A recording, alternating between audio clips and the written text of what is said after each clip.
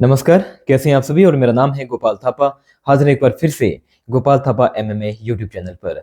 आज हम बात करने वाले हैं, आजकल आप सभी देख रहे हैं कि मिक्स्ड मार्शल आर्ट की दुनिया यूएफसी और बहुत सी ऐसी ऑर्गेनाइजेशन हर एक युवा फाइटर बनना चाहता है। तो हम ऐसी ही बात करेंगे आज की इस वीडियो में कि आखिरकार एमएमए की दुनिया में अपना नाम कैसे बनाएँ? कैसे हम मिक्स्ड मार्शल आर्ट यानी कि एमएमए को अपना करियर कैसे बना सकते हैं?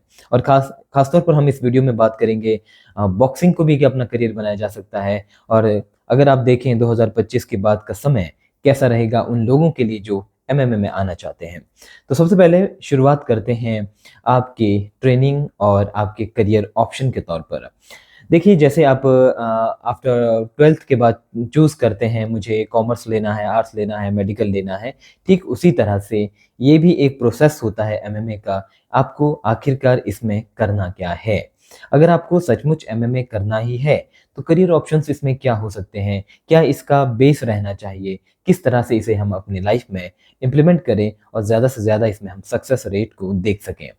सबसे पहले मैं आपको बता दूँ कि अगर आप इसमें आना चाहते हैं, तो आपको लगभग 1 से 2 साल का, अगर 1 साल भी करते हैं अच्छी ट्रेनिंग तो ठीक है, लेकिन वैसे अगर आपकी उम्र 15-16 साल है, 10-12 साल है अगर आपके बच्चे की, अगर आप खुद बड़े हो चुके हैं और अगर आप चाहते हैं कि आप एमएमए फाइटर बने, मुझे लगता है कि आपको 2 चीज़ों को स्ट्रॉन्ग बना कर रखना चाहिए, जो आपको ओवरऑल लाइफ में यानी कि जब तक आप फाइटिंग करियर में हैं और जब भी आप फाइट करेंगे, आपको बहुत ज़्यादा हेल्प मिलेगी। पहली चीज़ है बॉक्सिंग और दूसरी चीज़ है रेसलिंग।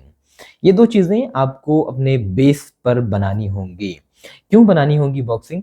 क्योंकि बॉक्सिंग ही है जो आपके फुटवर्क को सुधारता है, बॉक्सिंग ही है जो आपको क्लोज़ कॉम्बैट में काम आती है। रेसलिंग एमएमए के अंदर अभी आने वाले समय में जो चैलेंजिंग होने वाला है, जैसे आपने सुना होगा, दागिस्तान का नाम सुना होगा और वहाँ पर कहा जाता है कि जो खबीब की रेसलिंग है, टीम खबीब की रेसलिंग है, बहुत ज़्यादा सुपीरियर रेसलिंग मानी जाती है और उसका तोड़ अभी तक दरअसल मुझे नहीं लगता है कि यूएफसी के अंदर कोई निकाल पाया है। बेशक अभी मेराब से हार गया था उमर, लेकिन फिर भी रेसलिंग बहुत अच्छी है। अगर करियर के ऑप्शन के तौर पर देखते हैं तो बॉक्सिंग 1-2 साल कीजिए और साथ ही साथ में बॉक्सिंग के साथ आपको कोई अगर एमएमए जिम मिलता है, आप डायरेक्टली वहाँ पर जाते हैं तो बहुत अच्छी बात है। लेकिन अभी आपके पास साधन नहीं है, लेकिन अभी आप इसे करियर बनाना चाहते हैं, अपना बॉक्सिंग का बेस स्ट्रॉन्ग रखिए। दूसरी तरफ अपनी रेसलिंग को आपको स्ट्रॉन्ग रखना होगा और इसमें भी आप क्या कर सकते हैं, अपने बेसिक्स पर काम करना है। जितना ज़्यादा हो सके, जितना ज़्यादा आप अपने अच्छे बेसिक्स पर काम करेंगे, अपनी बॉक्सिंग के बेसिक्स हो गए, रेसलिंग के बेसिक्स हो गए,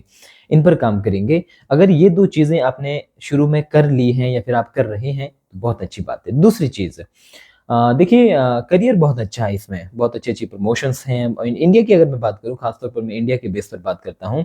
दूसरी तरफ जब आप अपने एमेच्योर एरियाज़ में होते हैं, एमेच्योर टाइम में होते हैं, तो वहाँ पर आपको कुछ चीज़ें करनी होती है, वो है आप अपना वेट कैटेगरी चुन लीजिए। सबसे पहले आप कौन से वेट में लड़ेंगे, फ्लाई वेट, बैंटम वेट या फेदर वेट। तो इन वेट कैटेगरीज़ के अंदर आपको अपना स्ट्रेंथ इंप्रूव करना है, आपको अपना बॉडी वेट बनाकर रखना है, आपको एक क्लीन डाइट लेनी है और आपको एक लंबे समय के लिए अपनी बॉडी को तैयार रखना है। मैं पिछले लगभग 8-9 सालों से तैयारी कर रहा हूँ क्योंकि मेरी बहुत सारी प्रॉब्लम्स हैं, तो मैं उस लेवल पर अभी नहीं पहुँच पाया हूँ। मैं उन लोगों को बता दूँ जो थोड़ा-सा अपने ऊपर इन्वेस्ट कर सकते हैं। इसमें दूसरी चीज़ है, ये हर कोई इसे नहीं कर सकता। ये बहुत ज़्यादा डिसिप्लिन की माँग करता है, बहुत ही ज़्यादा डिसिप्लिन्ड अगर आप नहीं हैं, तो आप इसमें मत आइए। अगर आप डिसिप्लिन ले रह सकते हैं, अगर आप फ़ोकस करके ट्रेनिंग कर सकते हैं, कोई भी दिन ऑफ नहीं होना चाहिए आपका। छोटी-मोटी इंजरियों को मतलब नहीं है कि आप कहें कि मेरे यहाँ दर्द हो रहा है, वहाँ दर्द हो रहा है, मैं नहीं करूँगा, ये सब चीज़ें इसमें नहीं चलेगी। आपको कंसिस्टेंटली मेहनत करनी होगी। दूसरी ओर आखिर करियर के क्या ऑप्शंस हैं? अभी मैं इंडिया की बात करूँ तो अगर आपका एमेच्योर कम से कम 25 से 30 फाइट क कीजिए, अच्छे एमेच्योर फाइट्स कीजिए। अपना जो आपने गेम प्लान बनाया है, जो भी आपने सीखा है, आपने बॉक्सिंग अच्छी सीखी है, आपने रेसलिंग अच्छी सीखी है, आपकी स्ट्राइकिंग, किकिंग अच्छी है। जब भी आप एमेच्योर फाइट करते हैं आप वहाँ पर जाके, तो आपको अपना जो आपने सीखा है वो इम्प्लीमेंट करना है। मैं बहुत सारे एमेच्योर्स को देखता हूँ कि वो जाते हैं और boom, boom, boom, boom fight करेंगे और खत्म कर देते हैं और उनको लगता है कि मेरा बन गया और वो जब एक अच्छे ओपोनेंट के अगेंस्ट वो फाइट करते हैं तो वहाँ पर वो नहीं झेल पाते हैं। यही रीज़न है क्योंकि इंडिया में ज़्यादातर एमएमए फाइटर को देखा जाता है कि बस आपको मारना है और आना है। नहीं, आपको टेक्निकल बनना है। टेक्निकल बनोगे, इंजरी कम होगी, और इंजरी कम होगी तो आप लॉन्ग लास्टिंग फाइट कर सकते हो। अगर आपके 20-25 एमेच्योर फाइट्स हैं, अच्छा रिकॉर्ड है आपके पास। एमेच्योर के रिकॉर्ड की ज़्यादा वैल्यू है नहीं वैसे, लेकिन फिर भी अपनी टेक्निक को इम्प्रूव करने के लिए, अपने आप को सुधारने के लिए वो सब चीज़ें ज़रूरी है। दूसरी ओर जब आप प्रो में डेब्यू करेंगे तो इंडिया के अंदर मैं ऑप्शन बता दूं, जो एमएफएन है भारत का सबसे बड़ा ऑर्गेनाइजेशन जहां पर प्रोफेशनल फाइट्स होती हैं, तो आप कर सकते हैं कि जो उनके कंटेंडर सीरीज होता है उसमें फाइट कीजिए। तो लगभग 3 से 4 फाइट्स आपको उसमें करनी होती हैं।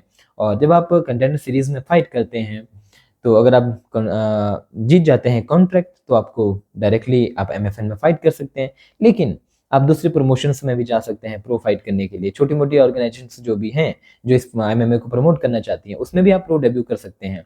लेकिन मैं तो हमेशा से एक चीज़ कहूँगा कि अगर आपके पास एमेच्योर करियर अच्छा नहीं है, आपकी गेम प्लान अच्छे नहीं है आपका, तो आप डायरेक्टली प्रो में जाने की बजाय एमेच्योर्स में खेलिए। एमेच्योर में जितना ज़्यादा आप खेलेंगे उतनी ज़्यादा आपकी इंप्रूवमेंट होगी। लेकिन देखिए, अगर आप 25 तक एमेच्योर्स में हैं तो ये रिस्की है थोड़ा सा।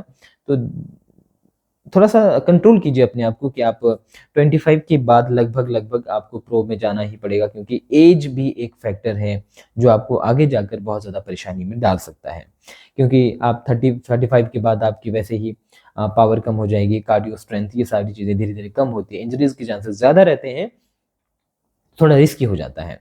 तो ये रही एमएमए की बात। और खासतौर पे बॉक्सिंग, बॉक्सिंग मुझे लगता है कि एक पॉलिटिकल गेम ज़्यादा है ये। इसमें आपको बहुत ज़्यादा कंपटीशन को फेस करना पड़ेगा, इसमें बहुत ज़्यादा लोगों के बीच में फंसना पड़ेगा, इसलिए बॉक्सिंग को हम साइड कर देते हैं और हम बात कर रहे हैं सिर्फ एमएमए मिक्स्ड मार्शल आर्ट की। और यूएफसी तक का सफ़र आपको बहुत लंबा है, बहुत मज़ेदार सफ़र है। और इसमें जब आप ट्रेनिंग करते हैं आप एक स्ट्रॉन्ग बंदे बनते हैं और उसके बाद जो आप इंप्रूवमेंट अपनी लाइफ में देखेंगे बहुत कुछ। लेकिन हमेशा आपको ट्रेनिंग पे रहना पड़ेगा, हमेशा आपको एक क्लीन डाइट लेनी पड़ेगी, हमेशा आपको फोकस रखना पड़ेगा जो आपको सिखाया गया है।